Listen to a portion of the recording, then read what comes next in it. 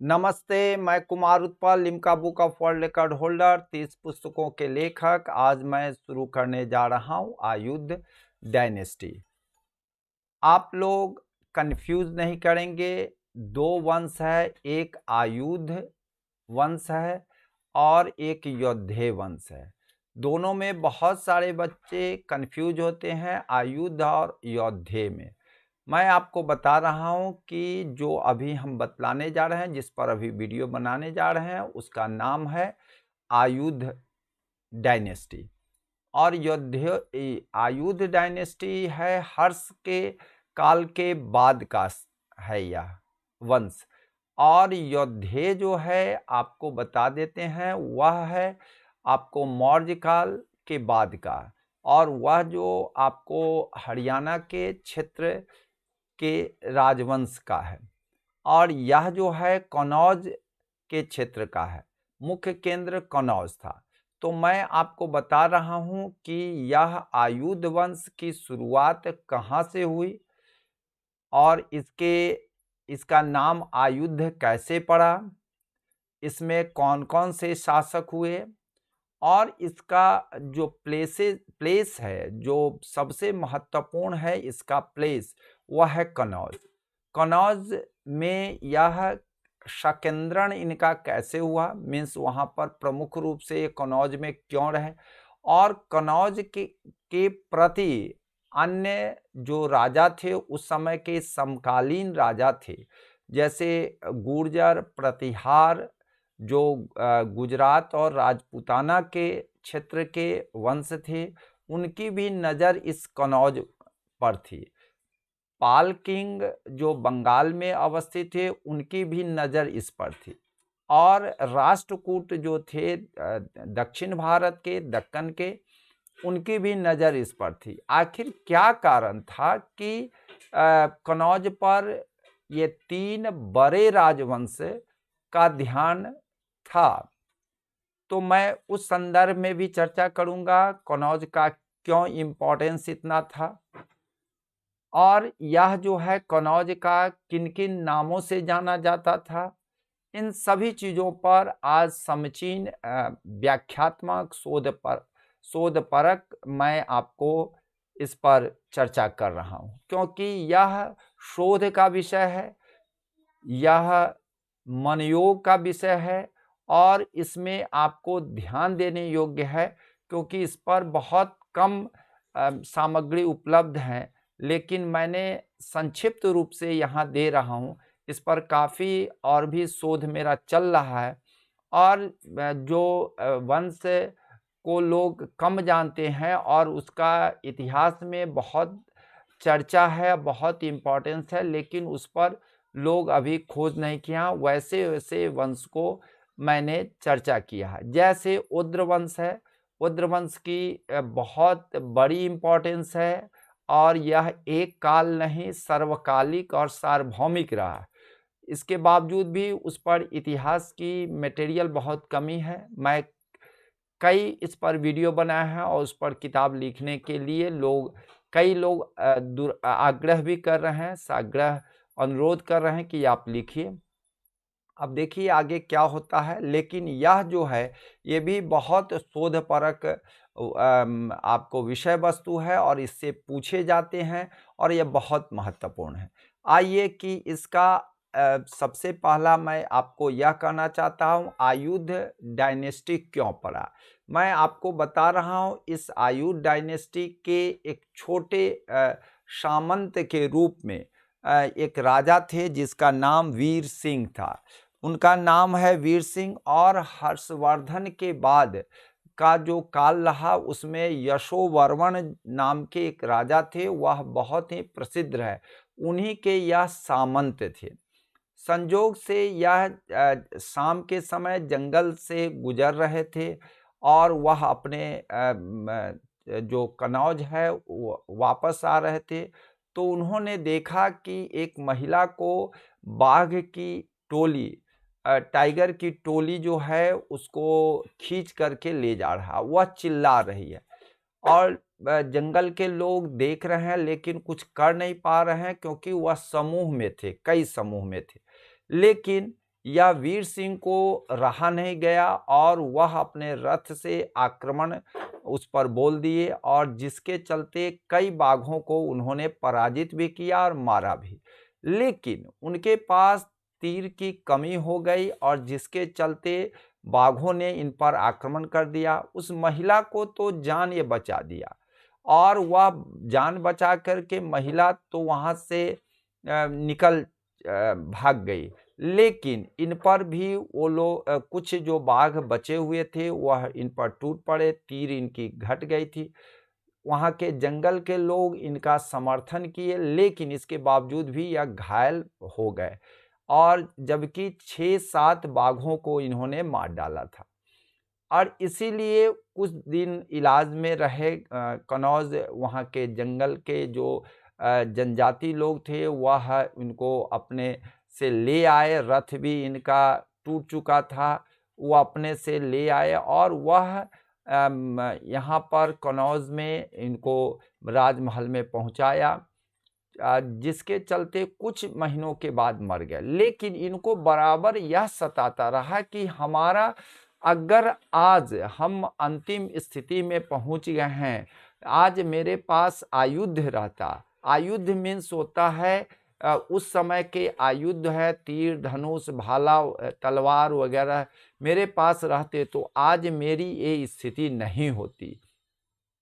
जबकि मेरी वीरता से 6-7 बाघों को मैंने मारा, उस महिला को बचाया, लेकिन मेरे पास आयुध की कमी के कारण ये ऐसा हो रहा है और मेरी जीवन की अंतिम स्थिति है। तो उन्होंने अपने जो बेटे थे, उस छोटे-छोटे बेटे उनके थे, उन बेटे को कहा कि अब इस वंश का नाम आयुध रखा जाएगा और अपने बच्चों का जो नाम उन्होंने रखा, एक का नाम आपको जान ही रहे हैं, वज्रायुध रखा। और वज्रायुध के बाद जो है वज्रायुध अपने बेटे को इंद्रायुध रखा और इंद्रराज भी उनको कहा जाता है। उसके बाद चक्रायुध रखा। मीन्स नाम से ही आपको पता चलता है वज्र युद्ध मीन्स युद्ध में जो वज्र का काम करे। मीन्स इंद्र के जो वज्र थे वह बहुत अमोघ अस्त्र थे, अचूक अस्त्र थे, जिससे कोई माने उनके सामने कोई टिक नहीं सकता। इसलिए वज्र युद्ध रखे और वज्र युद्ध जो है अपने बेटे को इंद्र युद्ध रखे कि इंद्र जो हैं सो युद्ध में बहुत ही प्रसिद्धि हासिल किए थे, तो इसलिए उसका नाम इंद्र युद्ध रख दिए। और इंद्र युद्ध के छोटे भाई जो थे चक्र युद्ध, अब चक्र के सामने कौन टिक पाएगा, तो युद्ध में चक्र का बहुत महत्वपूर्ण है, तो इसीलिए इनका नाम चक्र युद्ध हुआ। यह जो राजवंश था कहीं न कहीं युद्धों से संबंधित रहा है, लेकिन इनके साथ इनके समकालीन जो शासक थे वह बहुत बड़े शासक थे और ये छोटे से सामंत थे और वह सामंत यशोवर्मन के सामंत थे। यशोवर्मन की प्रसिद्धि तो केवल युद्ध में ही नहीं प्रसिद्धि हुई थी, बल्कि उन्होंने आपको बता देते हैं साहित्य, कला और दर्शन में भी काफ़ी उनका योगदान रहा है। आपको बता रहे हैं कि उत्तर रामचरित, महावीर चरितम, मालती माधवम के लेखक भवभूति इन्हीं के दरबार में रहते हैं। आपको वाक्पति जो हैं, आपको जिसको गढ़वहो पुस्तक है वो भी इन्हीं के दरबार में रहते थे। इसी तरह से अन्य कई विद्वान इनके दरबार में रहते थे। तो वह बहुत बड़े राजा थे, लेकिन उनके बाद ये तो रहे, लेकिन समकालीन गुर्जर प्रतिहार, पाल किंग और राष्ट्रकूट बहुत बड़े राजा थे और स्वाभाविक है कि यह अभी तैयारी कर ही रहे थे, तो इन लोगों का ध्यान कनौज पर आया। मैं आपको क्यों इन लोगों का ध्यान कनौज पर आया, तो मैं आपको बता देता हूं कि कनौज जिस तरह से मगध साम्राज्य मगध साम्राज्य के में आपको विशेष करके मौर्य के का जो शासन था और उससे पहले के शासन पाटलिपुत्र या पटना जो आजकल कहलाता है वह प्रमुख केंद्र था। तो सभी का ध्यान पाटलिपुत्र पर रहता था। उसी तरह से हर्षवर्धन ने कनौज को इतनी प्रगति करवाई थी, इतनी प्रगति की करवाई थी राजनीतिक रूप से, आर्थिक रूप से, सांस्कृतिक रूप से, जिसके चलते लोगों का लगता था कि अगर कनौज पर हम कंट्रोल कर लेंगे तो हम पूरे भारत के को अधीन कर लेंगे। मीन्स वह एक सिंबॉलिक प्लेस था जिसके कारण लोग सोचते थे कि हमारा आधिपत्य पूरे देश पर होगा, इसलिए कनौज एक बहुत बड़ा केंद्र बन गया। अब मैं आता हूं कि कनौज का नाम कनौज कैसे पड़ा, तो मैं आपको बतला रहा हूं। संस्कृत जो शब्द है कान्यकुब्ज, कान्यकुब्ज शब्द से यह बना है कनौज। कान्यकुब्ज ब्राह्मणों की एक गोत्र है जो कान्यकुब्ज कहलाता है। वहीं पर कान्यकुब्ज वैदिक कालों में कान्यकुब्ज ब्राह्मण रहते थे और उसके अपभ्रंश के रूप में कनौज आया। बाद में आपको मैं बता रहा हूं कि यह इसका नाम महोदय भी रखा गया। मैं आपको बता रहा हूं इसका नाम महोदय श्री भी रखा गया है, जो बहुत ही महत्वपूर्ण है। मैं आपको दिखा रहा हूं कि यह महोदय श्री है।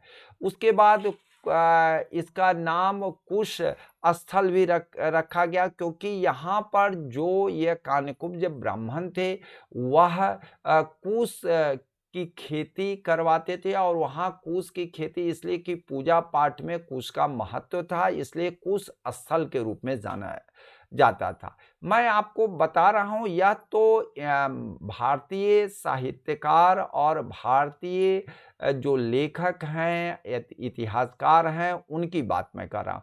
मैं विदेशी टॉलमी का नाम आप लोग खूब जानते हैं। टॉलमी ने भी इसका मेंशन किया है कनौजीजा, कनौगीजा भी कहा जाता है, और वह ईसा काल में कनौगीजा कहा जाता था। इसकी चर्चा टॉलमी ने अपनी पुस्तक में किया है।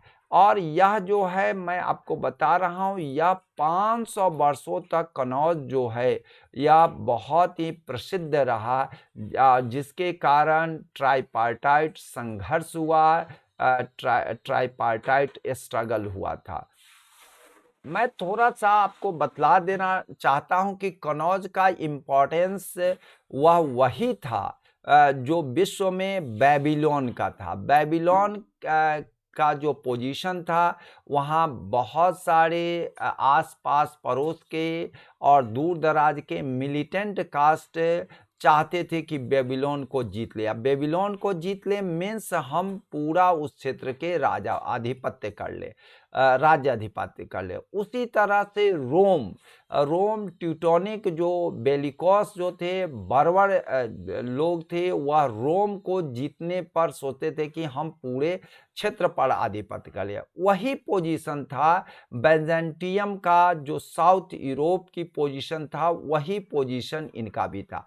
तो कनौज का आप समझ रहे हैं विश्व स्तर पर बेबीलोन का जो पोजीशन था, रोम का जो पोजीशन था, बेजेंटियम का जो पोजीशन था, वही पोजीशन कनौज का था। तो यह तो अभी जो मैं अभी आपको आयुध वंश के बारे में बता रहे हैं, यह तो अभी शुरुआत भी नहीं किए थे, छोटे सामंत के रूप में थे, और यह आपको बता दे रहे हैं कि यशोवर्मन के छोटे सामंत के रूप में जाने जाते थे, और यह तो अभी पूर्ण परिपक्व भी नहीं हुए थे, तब तक 3 बड़े शासकों से इनको टकराना पड़ा, और तीनों इसके लिए कनौज के लिए भी एक दूसरे पर चढ़ाई करते रहे। मैं आपको बता रहा हूं इस आयुध वंश का, इसका नामकरण के बारे में बता दिया। अब स्ट्रगल जो ट्राइपार्टाइट स्ट्रगल हुआ क्यों हुआ, इस पर भी मैं चर्चा कर रहा हूँ, क्योंकि यह जो है हर्ष के मरणोपरांत यह नॉर्थ इंडिया के सबसे महत्वपूर्ण शहर के रूप में जाने जाते थे। दूसरा है, मैं आपको बतलाना चाहूँगा कि यह जो इम्पोर्टेंट सिटी है नॉर्थ इंडिया का हर्ष के मरणोपरांत। दूसरी बात है कि गंगा जो नदी पवित्र नदी है, पावन नदी है, उसके यह तट पर अवस्थित है। यहाँ पर हर्षवर्धन ने पूरे विश्व का, जो उस समय के तत्कालीन विश्व और जो देश थे, उसे ट्रेड की आवागमन करवाते थे, तो यह ट्रेड सेंटर के रूप में भी जाना जाता था। और स्वाभाविक है कि यहाँ की मिट्टी जो है, गंगा की जो मिट्टी है, दोमट मिट्टी है, वह बहुत ही अच्छी थी, कृषि भी बहुत ही उत्तम दर्जे की होती थी। यहाँ पर सेंट और टोबैको की खेती और सेंट का उत्पादन इंडस्ट्रियल स्तर पर होता था। और यह जो क्षेत्र था, यह खेती के लिए महत्वपूर्ण था। गंगा की पानी मिल जाती थी, मिट्टी मिल जाती थी, और यह गंगा और यमुना के बीच का यह क्षेत्र था। तो यह दोआब था, दो नदियों के बीच का स्थल था, जिसमें आपको फसल जो है धन्य धान्य से परिपूर्ण क्षेत्र था। और सबसे बड़ी बात है कि यह कनौज एक सिंबॉलिक प्लेस था, जिसको जीतने के बाद लोग सोचते थे कि हम उत्तर भारत नहीं में ही नहीं, हम पूरे देश स्तर पर हम सबसे बड़े राजा हैं। तो पॉलिटिकल राइवलिज्म की भी स्थिति थी। अब यह पॉलिटिकल राइवलिज्म किस किस में हुआ था, तो आपको बता रहे हैं, 3 इम्पॉर्टेंट पावर उस समय थे। गुर्जर प्रतिहार थे गुजरात और राजपूताना के, पाल किंग थे बंगाल के, और राष्ट्रकूट थे दक्कन के। तो आप ये तीनों का यहाँ पर बार बार आक्रमण हुआ, और आपको बता रहे हैं 200 वर्षों से अधिक आक्रमण होता रहा है।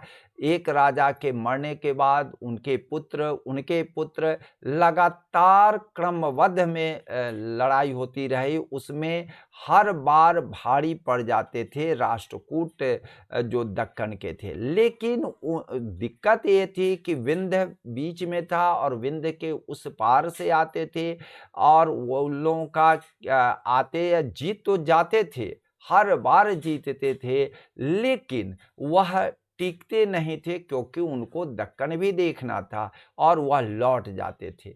पता नहीं क्यों वह लौट जाते थे। और यहाँ पर जो स्थिति थी, उपद्रव की स्थिति होती थी। अब इसमें यह जो आपको आयुध वंश के जो लोग थे, अपने आप को सुरक्षित करते हुए ये भी बहुत दिनों तक शासन किए हैं, और अपने आप को वजूद रखने की कोशिश किए। लेकिन इस 3 डायनेस्टी की जो लड़ाई में यह लास्ट में खत्म हो जाते हैं। आइए उस पर हम विस्तार से चर्चा कर रहे हैं। लैंग्वेज जो कनौज का था, वह कनौजी कहलाता था, कनौजी भी कहलाता था।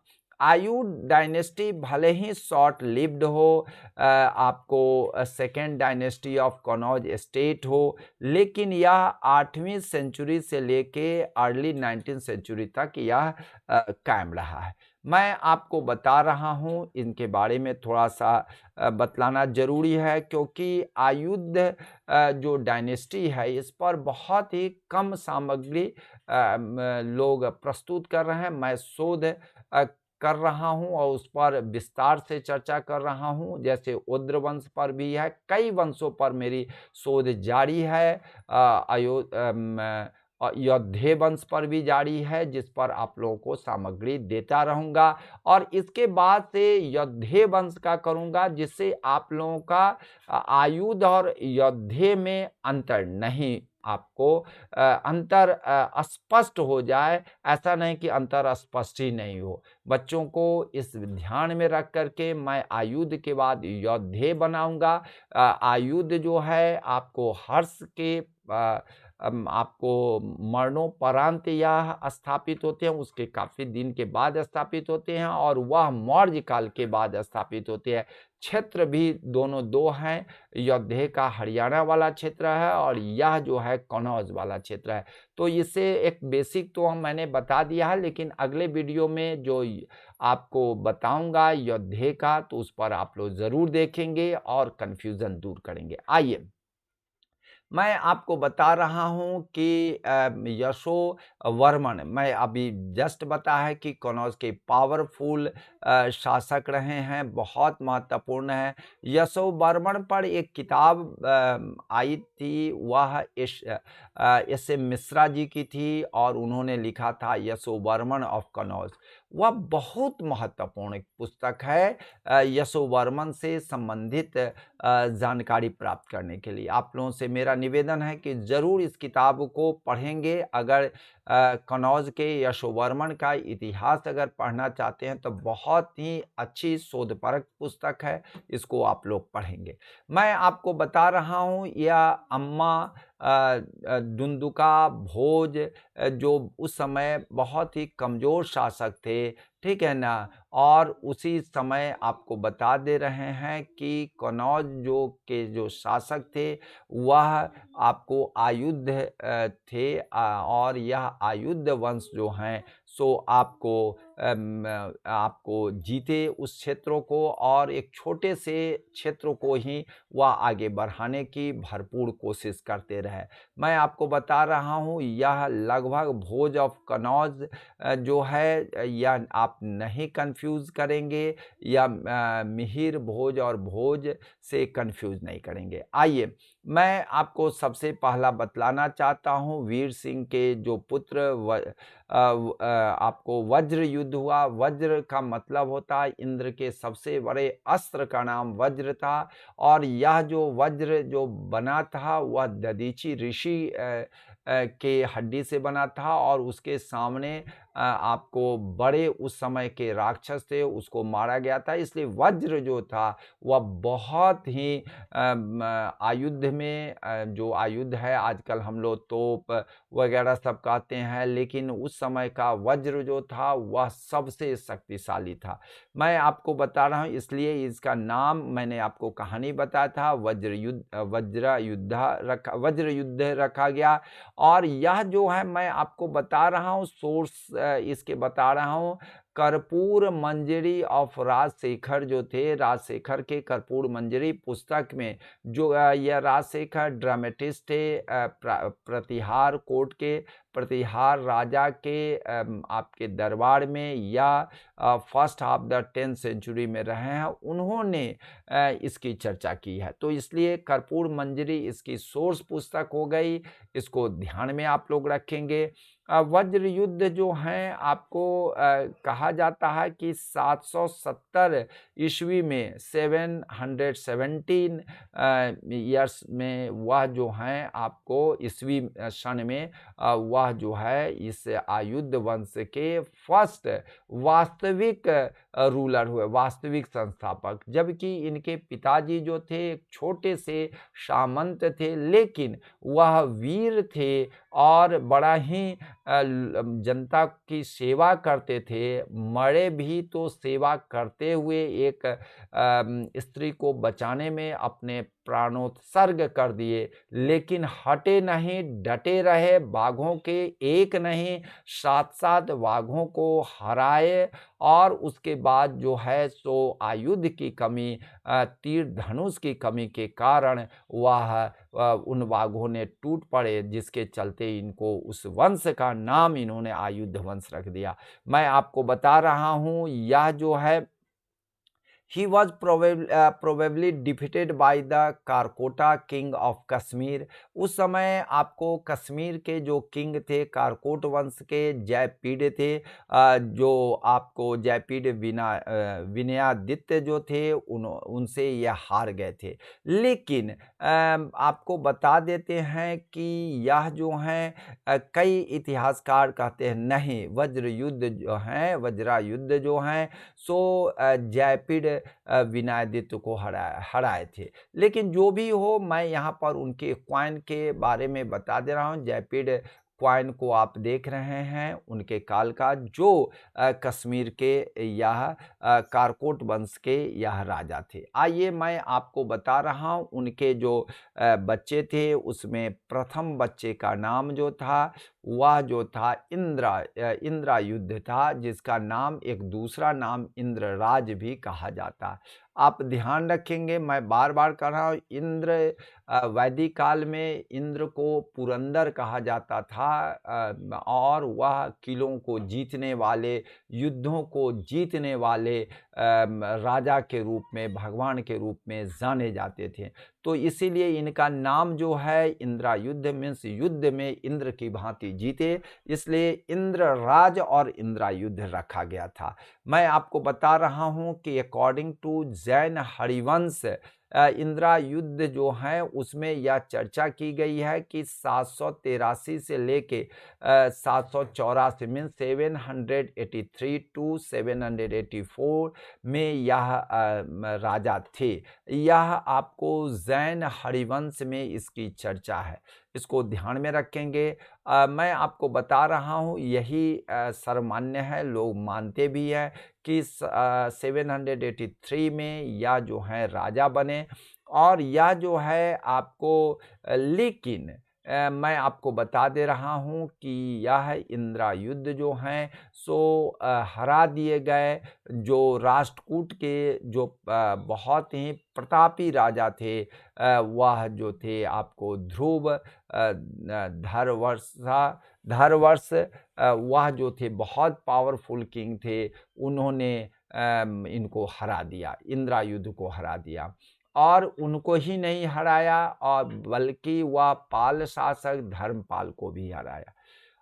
लेकिन यह क्या हुआ, धर्मपाल जो हैं, Dharmpal made Chakrayudh his protege king of Kannauj as his vassal, means वह एक सामंत के रूप में इंद्रायुध के जगह वह जो हैं सो अपने संरक्षक में चक्रायुध को राजा बनाया। और उसमें जितने भी नेबरिंग टेरिटरी के लोग थे, वह आपको मैं बता देता हूँ, करीब करीब 20 नेबरिंग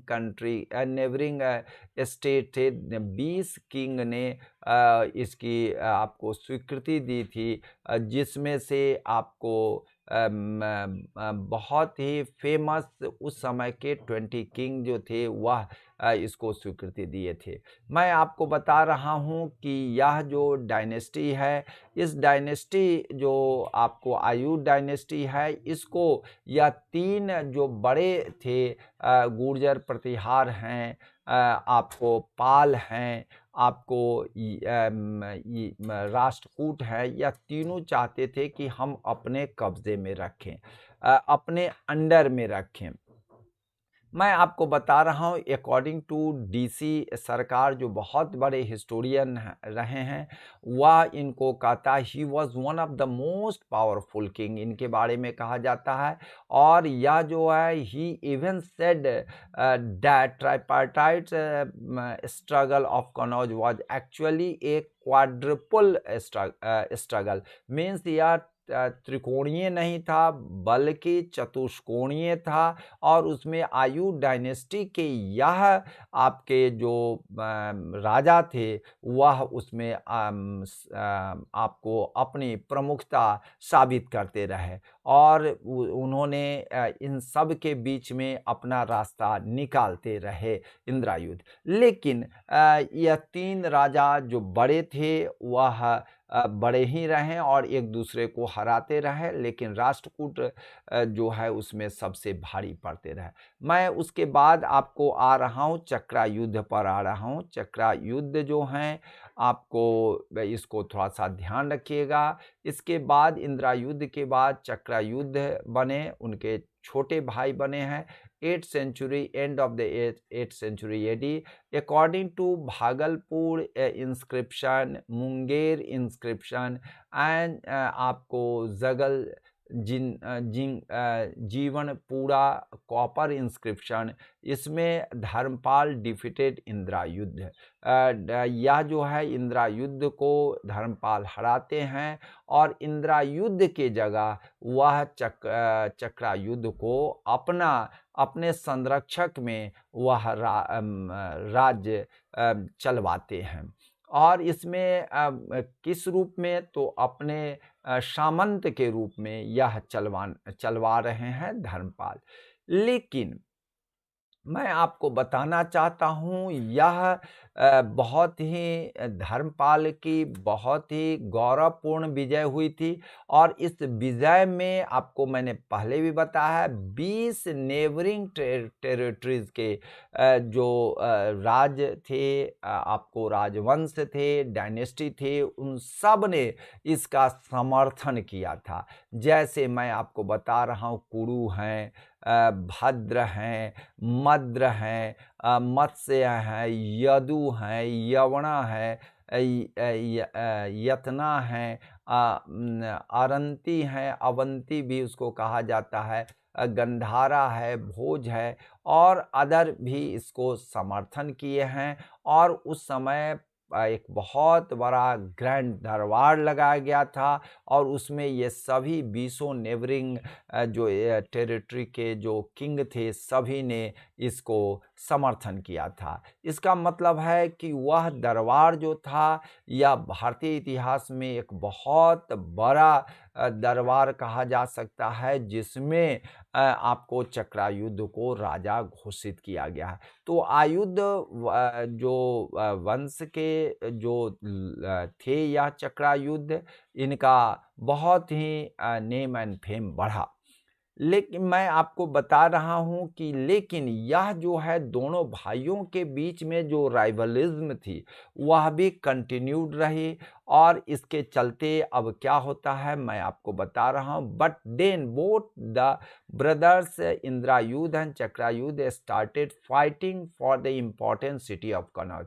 लेकिन यह दोनों भाई इंद्रायुध और चक्रायुध दोनों में आपस में लड़ते रहे और इसी में प्रवेश होता है राष्ट्रकूट इम्पेरर गोविंद थर्ड का।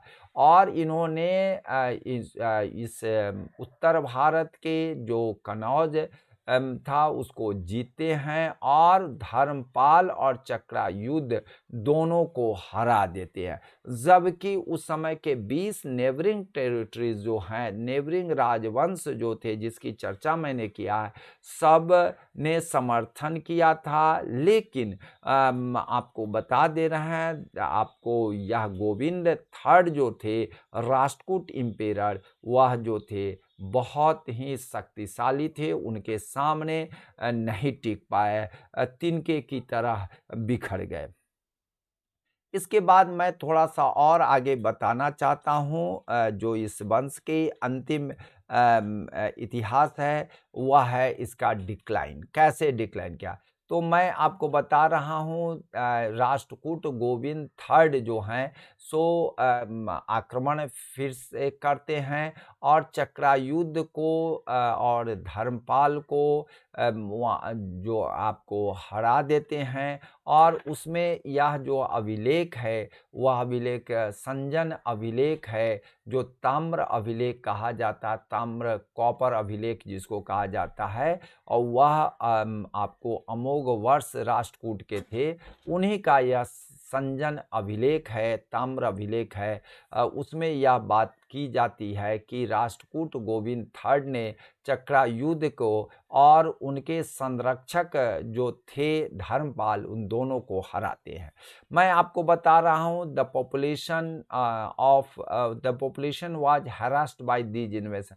मैं बार बार आक्रमण से प्रति आक्रमण से वहाँ की जनता काफ़ी ऊब चुकी थी, बहुत परेशान थी। अब इसमें क्या होता है कि यह तो फिर से राष्ट्रकूट गोविंद थ्री जो थे लौट जाते हैं दक्कन क्षेत्रों में और फिर से किंग ऑफ गुर्जर प्रतिहार नागभट्ट दो जो हैं द्वितीय जिसको कहा जाता है, वह कनौज पर आक्रमण कर देते हैं और चक्रायुद्ध को मुदगिरी जिसको मुंगेर कहा जाता है, संभवतः मुदगिरी मुंगेर है, वहीं पर लड़ाई हुई थी और चक्रायुद्ध उसमें हार गए और वह अपना कैपिटल जो है आपको नागभट्ट द्वितीय जो गुर्जर प्रतिहार वंश के राजा थे, वह कनौज को कैपिटल बना लेते हैं। मैं उसके बाद आपका और पाल शासक को भी हराते हैं, उसके अनर्थ को भी हराते हैं, मालव को भी हराते हैं, तुरुस को भी हराते हैं, वत्स्य को भी हराते हैं